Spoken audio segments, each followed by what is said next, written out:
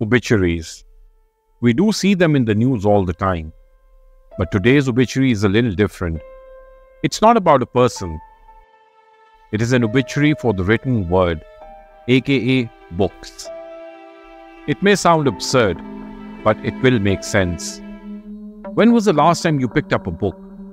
When was the last time you spent hours just reading? No phones, no TVs, no distraction, just pure blissful reading. For some of us, the answer could be yesterday, or in fact even today. But for most of us, the answer is days, months, or even years. The age of flipping pages seems long gone. Reading has met its untimely demise. Books are gathering dust. Bookstores are shutting. Libraries are being replaced with internet. Do you ever wonder why? Do you remember your first book? For many of us, it would be our book of nursery rhymes, or numbers, or the alphabet. Do you know what was the first ever book printed? It was a diamond Sutra, printed on 11th May 868 AD by a man called Wong. This is the earliest printed book we know of. Then came the printing press. This invention changed the game. It gave us the first mass-produced book, the Gutenberg Bible. Then there were paperbacks. They were very popular among students and the working class. They were followed by a more durable option, hardbound books. These versions have been around for centuries. You know what's the best-selling book ever? Well, it's the Bible. More than 7 billion copies of Bible have been sold so far. The most expensive book is the Codex Leicester. It's basically Leonardo da Vinci's science diary.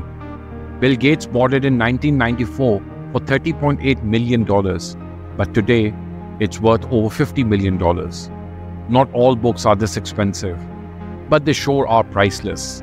Like the Harry Potter series in the early 2000s, millions of Harry Potter books were sold. And if all of Harry Potter's books sold were to be placed back to back, they would go around the equator 16 times. Tells you a lot, right? For many of us, books defined our childhood. The huge feasts in the famous five left us hungry. You wanted to become a detective like Nancy Drew. How many girls dreamt of a Prince Charming after reading Barbara Cartland? And Harry Potter made you wish Hogwarts were real. These books created a magical world, a world you could disappear into for hours. So why is that world disappearing now? For many reasons, but for the most notable one is our digital addiction. Most of us now live in our phones. If you are watching this video uninterrupted, congratulations, you're a part of a rare few.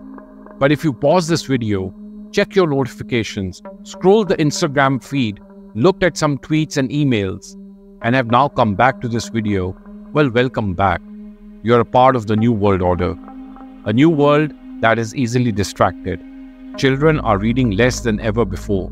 In 2019, a survey proved that only 26% children under the age of 18 years were reading every day.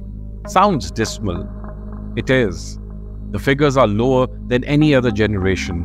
Young people are not reading enough. Many of them said they did not enjoy it. They found reading to be a futile task. A silver lining. The pandemic of 2019 saw a shift in this trend. People were at home and many of them took to reading books. An average American spent 20 minutes reading a book in 2020. This was an increase of 21% from 2019, but that's hardly enough to revive reading. In 2021, an average American read 12.6 books in a year. That's down from 15.6 books in 2016. More than 50% of adults did not finish even a single book in 2021. It's not for nothing that they say books are your best friends, and social media is undeniably driving a wedge there. It is feasting on our attention spans, leaving little room for the quiet contemplation that books often offered. Why get lost in a Dickens novel when you can skim through 280 characters' hot takes on Twitter? Plus, there is a relentless assault of videos, animal reels, day compilations, places you must visit. They too play a role in this tragedy. Who needs to read when you can watch a 10-second video of a cat playing a piano? Reading, it seems, is just too slow now, too tedious for our modern sensibilities, and it shows in the numbers again. Global book sales in 2022 were down by more than 10% compared to 2021. Global revenue was the lowest in 5 years to around $76 billion. Publishing houses are shutting down like Amazon's Westland. For those that are not shutting shop, there's more trouble like laying off at the Penguin Random House. It's the biggest book publisher in the United States. So teens are not interested. Publishers are in trouble and bookstores are now ghost towns in some countries. They're closing at an alarming rate.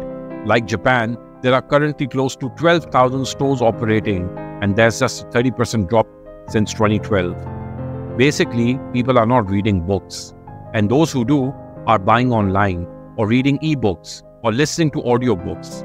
Although technically people are not necessarily reading less, we read all the time.